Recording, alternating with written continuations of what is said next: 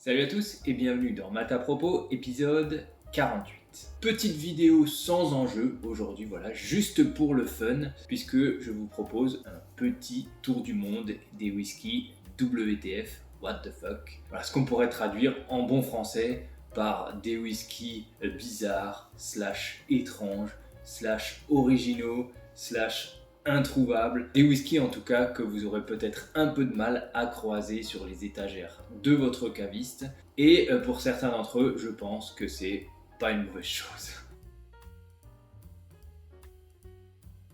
Maintenant que je vous ai bien vendu le truc, on va aller peut-être du moins étrange au plus bizarre, en commençant donc par un whisky écossais. Rien de très étrange là-dedans, c'est un Deluen. Alors déjà, ça ne dit peut-être pas grand-chose à certains d'entre vous. Deluen, c'est une distillerie du Speyside qui ne dispose d'aucun embouteillage officiel mis à part celui de la série Flora and Fauna proposé par Diageo. Oui, c'est une distillerie détenue par ce grand groupe. Et donc là, on est sur un embouteillage exclusif pour Fortnum Mason, le grand magasin londonien, un arrêt incontournable pour les touristes en visite à Londres. Et donc j'y étais il y a quelques années et j'avais acheté cette petite bouteille donc, qui est un Deluen de 8 ans d'âge, qui a été vieilli en fût de Bourbon et en ex-fût de Sherry. 46 degrés d'alcool, ni filtré ni coloré. La bouteille de 20 centilitres était à 18 pounds, donc une vingtaine d'euros. Je suis assez curieux, Deluen c'est une distillerie que j'apprécie, j'ai pu en goûter quelques-uns. J'ai d'ailleurs gardé un petit tube, donc c'était un jeune Deluen de 7 ans d'âge qui a été embouteillé en 2016 par Douglas Lang. Sans prétention, mais un joli petit sherry, comme ils sont faits de plus en plus rarement. On continue, on augmente d'un cran dans le bizarre, on va aller en France. Si vous vous en rappelez, j'avais fait il y a quelques temps une vidéo sur les whiskies alsaciens. Quel rapport vous me direz avec ce whisky là qui a été élaboré dans le sud-ouest, en Gascogne? Chose vraiment étrange pour moi, le distillat a été élaboré par la distillerie Gilbert Miclot en Alsace, puis envoyé dans le sud-ouest en Gascogne chez le producteur d'Armagnac Veuve Goudoulin pour y être vieilli dans des ex-fûts de bar Armagnac millésimés. Et donc il a vieilli quelques années là-dedans, donc pas très longtemps, hein. On n'a pas de mention d'âge sur ce whisky, donc je pense à peu près 4 ans. Le vieillissement a été surveillé là-bas par le maître de chai, puis retour en Alsace où je me suis procuré ce petit coffret de 2 petites bouteilles. Donc il y a un non tourbé que je vais déguster aujourd'hui et un légèrement tourbé qui fait partie du même coffret. C'est le même distillat qui a servi à produire les 2 whiskies. Sinon, quoi dire d'autre de ce whisky?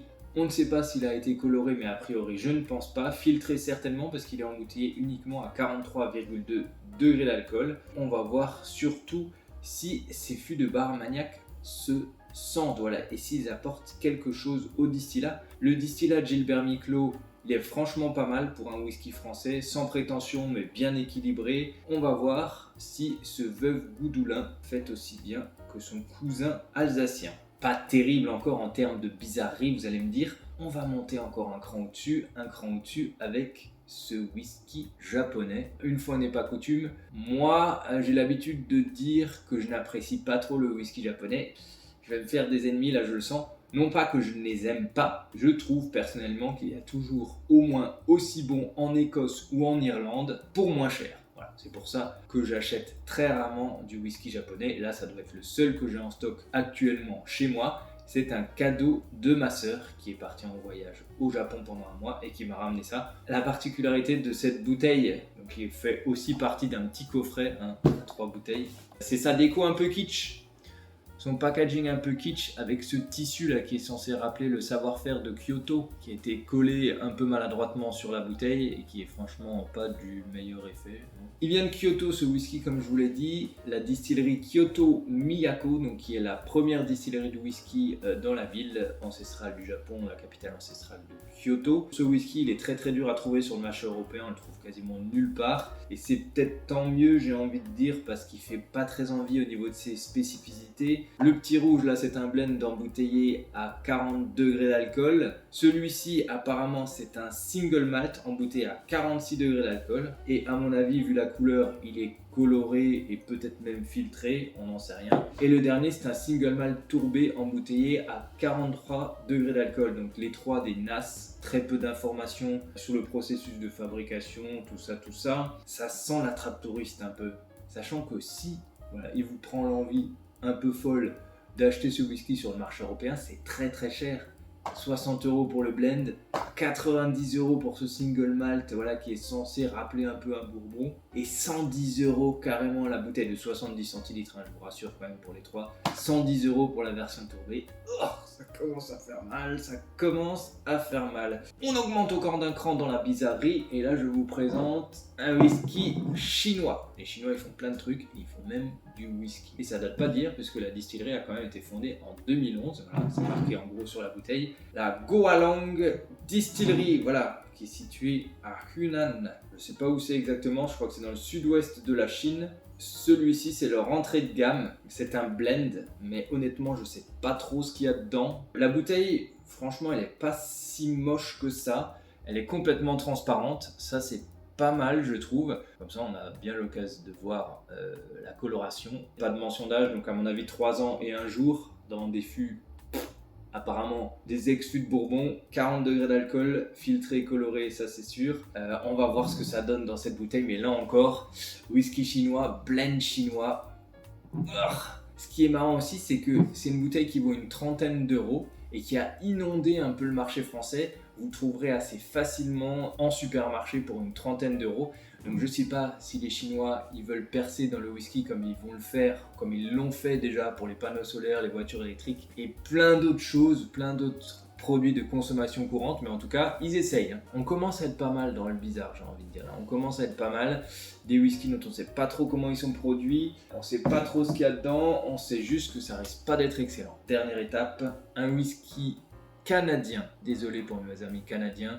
Lorsque j'avais dégusté des whiskies Aldi, ça s'était pas très bien passé pour eux déjà. Pas sûr que ça remonte la pente avec celui-là. Il s'agit du Sortilège Prestige. C'est un whisky de 7 ans d'âge dans lequel on a mélangé du sirop d'érable. Et voilà, donc en fait c'est même pas un whisky. Sur la bouteille c'est marqué liqueur de whisky. Embouteillé à 40,9 degrés d'alcool. J'espère que c'est pas coloré, parce qu'avec du sirop d'érable, on peut espérer qu'on obtienne cette couleur-là assez foncée naturellement. Certainement filtré, très sucré, rien qu'au nez, en ouvrant la fiole et en versant le verre. Je l'ai déjà un peu senti, le sirop d'érable là.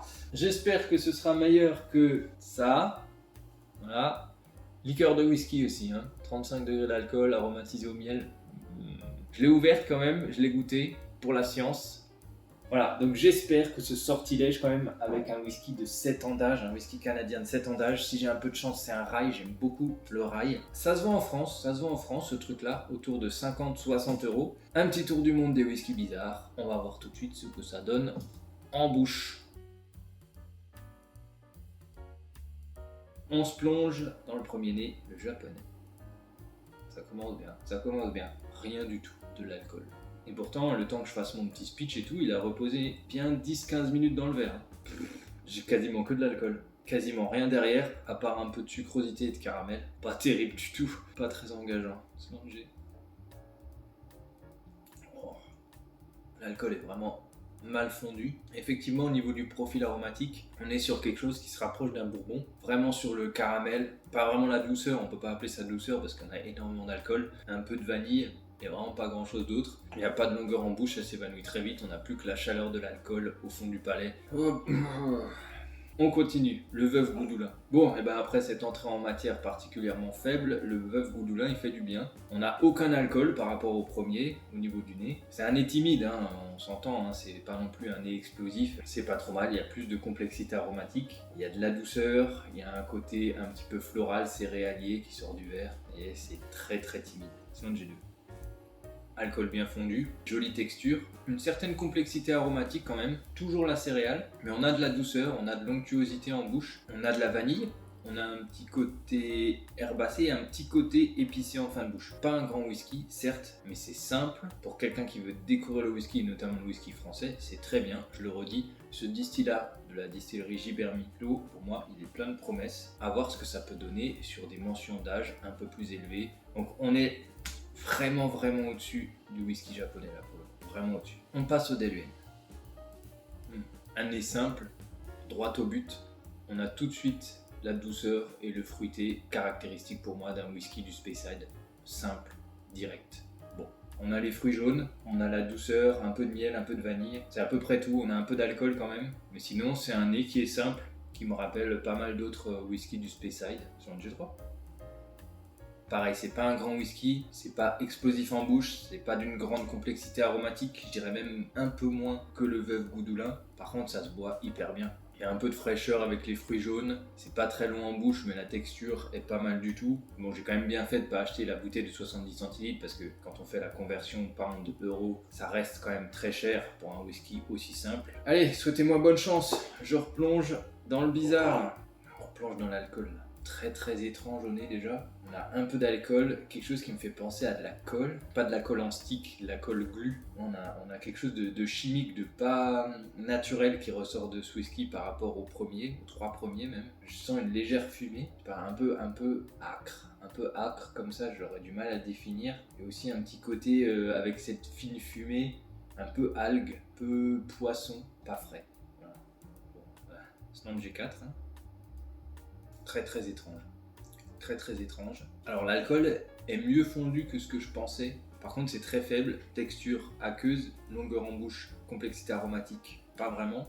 Même si il reste sur la langue. Pourquoi? Parce qu'on a ce côté un peu fumé, anguille fumée, truite fumée, un truc. Ah, c'est un peu poissonneux, très très étrange. On n'a pas du tout le côté céréal, on n'a aucun côté fruité, on n'a pas vraiment de côté caramel. Enfin, tous les marqueurs d'un whisky écossais ou irlandais fait avec de l'orge, on les a pas là. Après, je pense qu'il y a des gens qui pourraient aimer. Peut-être pas des amateurs de whisky d'ailleurs. Parce que franchement, l'alcool est pas si mal fondu que ça. Ça reste équilibré. En tout cas, pour la curiosité, là ça le fait. On est dans le bizarre. Dernier whisky, le sortilège canadien. Vraiment le sirop d'érable à plein nez, la sucrosité, le caramel. On a quasiment que ça. Côté un peu boisé du sirop d'érable, mais beaucoup de sucrosité. Et derrière, en arrière-fond, l'alcool malheureusement. C'est un G5. Pour moi, c'est pas un whisky. C'est hyper sucré, on n'a pas l'impression de boire un alcool fort, un spiritueux. Pas du tout, pas du tout. On a ce côté sirop d'érable tout de suite, ça laisse une pellicule sur la lèvre, sur la langue, tellement c'est sucré. On n'a rien de ce qui fait un véritable whisky, un véritable single malt en fait. On a vraiment que ce côté liqueur et ça se rapproche beaucoup du Jack Daniels Honey. On a dégusté les 5 whiskies, j'ai pas envie de refaire une deuxième passe, à mon avis ça sert à rien pour cette vidéo, ça sert à rien. Voilà, donc allez, classement, on va pas tergiverser. Hein. Premier, le Veuve Goudoulin, donc le whisky français vieilli en partie en ex-fût de bas Armagnac. Deuxième, le Deluhen, un Speyside très classique, sans grande prétention. Pas de grande profondeur aromatique, pas de grande prétention, mais bon, comparé au reste, ça fait le taf. Troisième, le japonais. Peut-être celui qui s'est le plus amélioré au fil des minutes parce qu'il a perdu en alcool. Il n'a pas trop d'intérêt, ce whisky Kyoto Miyako, il n'en a même aucun. Après, on passe dans le ultra bizarre. Là, j'hésite vraiment et je pense que je vais quand même classer quatrième le chinois. Quatrième le chinois, pourquoi? Parce que c'est pas du tout à mon goût. Ça a un côté un peu colle, un peu poissonneux, c'est très très bizarre. Ça s'évanouit très vite sur des goûts un peu douteux. Et dernier, désolé amis canadiens, le sortilège Prestige, donc ce whisky canadien de 7 ans d'âge mélangé à du sirop d'érable, il n'y a que du sucre. On sent rien du distillat, du whisky de 7 ans, c'est très dommage je pense. Voilà, et ben c'est tout pour aujourd'hui. Merci de m'avoir suivi dans ce petit tour du monde des whisky bizarres. J'ai bien conscience que vous n'avez pas dû apprendre grand chose dans cette vidéo, mais j'espère que vous avez quand même apprécié. J'espère que vous avez pris un peu plus de plaisir que moi à me voir déguster ces whiskies. Moi je considère que c'est toujours important de goûter autre chose, de goûter des whiskies un peu bizarres qui sortent de l'ordinaire pour se faire le palais. En tout cas, rien que pour avoir découvert ce whisky chinois, je suis content d'avoir fait cette dégustation. D'ici à la 50e vidéo, il va y avoir du lourd, il va y avoir du très lourd. Et en attendant, bien sûr, le plus important, portez-vous bien. Ciao.